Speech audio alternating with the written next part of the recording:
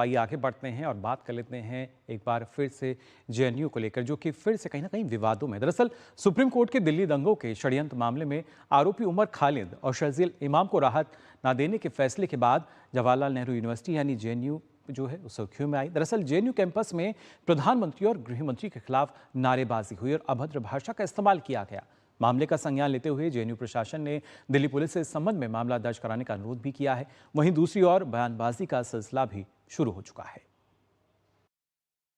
Jawaharlal Nehru university एक बार फिर विवादों में है। सोमवार को सुप्रीम कोर्ट ने दिल्ली दंगों से जुड़े षड्यंत्र मामले में आरोपी उमर खालिद और शर्जील इमाम को जमानत न देने का फैसला क्या दिया। सोमवार रात जेएनयू कैंपस में छात्रों के एक समूह ने प्रधानमंत्री और गृह मंत्री के खिलाफ नारेबाजी करते हुए अभद्र भाषा का इस्तेमाल किया। नारेबाजी का वीडियो वायरल होते ही बीजेपी इस मामले पर हमलावर हो गई। ये टुकड़े टुकड़े गैंग का एक कैंप ऑफिस बन गया, कार्यालय बन गया।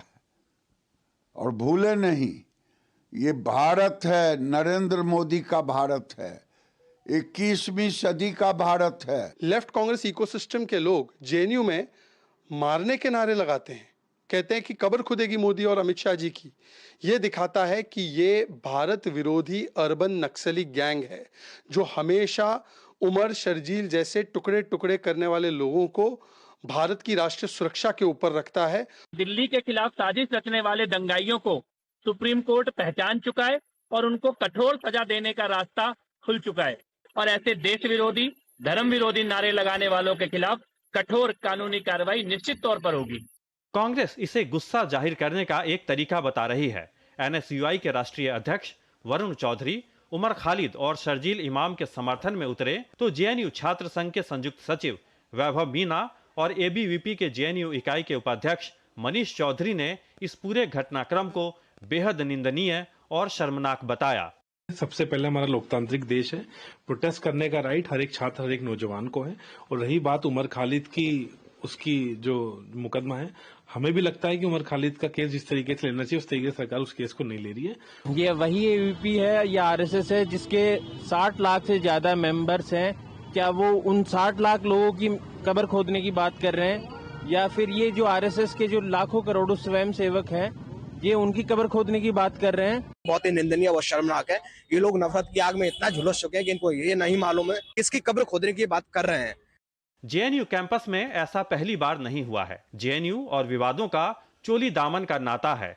इससे पहले अक्टूबर 2024 में वामपंथी छात्र संगठनों और अखिल भारतीय विद्यार्थी परिषद के सदस्यों के बीच झड़प हो गई। इस दौरान भगवान राम के खिलाफ कथित अपमानजनक टिप्पणी की गई। अगस्त 2024 में हिंदू राष्ट्र से आजादी और राम राज्य से आजादी के नारे लगाए गए। 9 फरवरी 2016 को संसद पर हमले के दोषी अफजल गुरु की फांसी की तीसरी बरसी पर आयोजित एक कार्यक्रम में भारत तेरे टुकड़े होंगे जैसे देश विरोधी नारे लगाए गए थे। अक्टूबर 2014 में जेएनयू कैंपस में महिषासुर बलिदान दिवस नाम के कार्यक्रम का आयोजन किया गया था। साल 2010 में जब छत्तीसगढ़ के दंतेवाड़ा में नक्सली हमला हुआ, इसमें सीआरपीएफ के 76 जवान शहीद हुए थे। वामपंथी छात्र संघ के छात्रों ने इसकी खुशी मनाने के लिए कैंपस में कार्यक्रम का आयोजन किया और भारत विरोधी नारे लगाए। जेएनयू में विवादित नारों और विवादों की फहरिस्त लंबी है। बहरहाल विवाद बढ़ता देख जेएनयू प्रशासन ने कैंपस में आपत्तिजनक और भड़काऊ नारेबाजी की घटना को गंभीरता से लिया है। निशांत सौरभ के साथ ब्यूरो रिपोर्ट, डीडी न्यूज।